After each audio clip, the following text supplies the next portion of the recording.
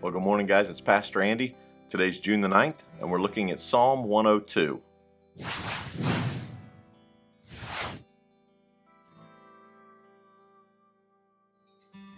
Psalm 102 is another psalm that David wrote to us.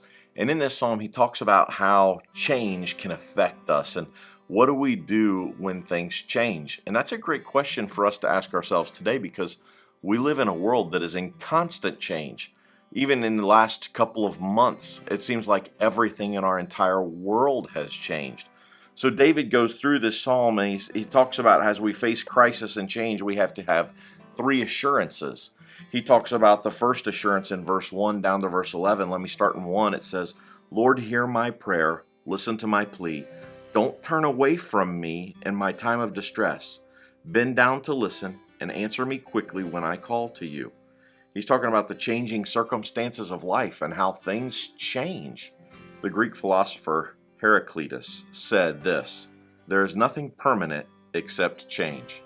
And there's a lot of truth there, that everything in the world changes. And we've got to know how to deal with change and what to do with change. Because how we respond to change will determine what the change does to us and what the change does for us.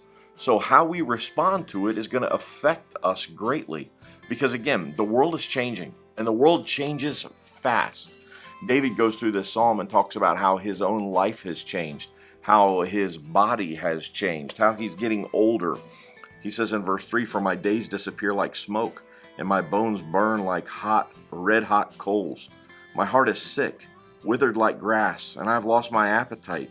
Because of my groanings, I'm reduced to skin and bones. I'm like an owl in the desert, like a little owl in the far-off wilderness. I lie awake, lonely as a solitary bird on a roof.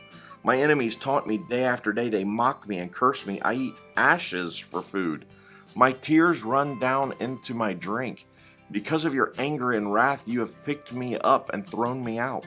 My life passes as swiftly as the evening shadows. I am withering away like grass. You know, David's talking about how his life has changed so much, how he's getting older, and how nothing is the same. So David goes through the beginning here and talks about the changing circumstances of life.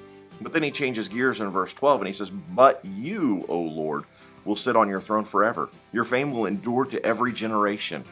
He says, yeah, while my life is changing and everything around me is changing, you, God, you never change. So he switches gears to the unchanging covenant God, this covenant that God gave to his people, that there would always be a seed of David, a child of David on the throne, and how God's promise for them was going to last forever, and the nation of Israel. So he goes through here and talks about how God never changes, and God's promises don't change. And then he finishes the chapter in 23 down to the end to the changeless character of God. He says, he broke my strength in midlife, cutting short my days, but I cried to him, oh my God, who lives forever. Don't take away my life while I'm so young. Long ago you laid the foundations of the earth. You made the heavens with your hands. He talks about creation and how God created everything. And you know, when we look at this and we think about God's unchanging character, you know, people and things, they come and go in life. We have friends for a little while, and then they're gone. We have things for a little while, then they have to be replaced. But there's one thing that never changes and will never go away, and that is our God. So, in a world that is constantly in flux and in change, what do we do when things change? Well, we rely on a never-changing God, and we depend on Him. We put our trust in Him, because while people change and while things change, our God never changes. David in this chapter didn't even complain about the changes. He wasn't mad about the changes. He wasn't, saying that change is bad. He's saying that change just happens.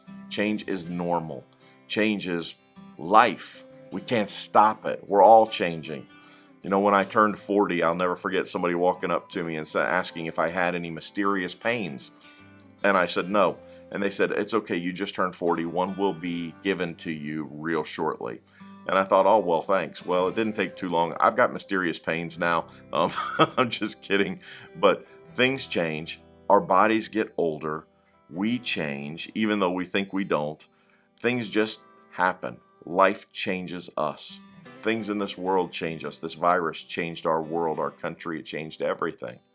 And now how we respond to change will determine what the change does to us and what the change does for us.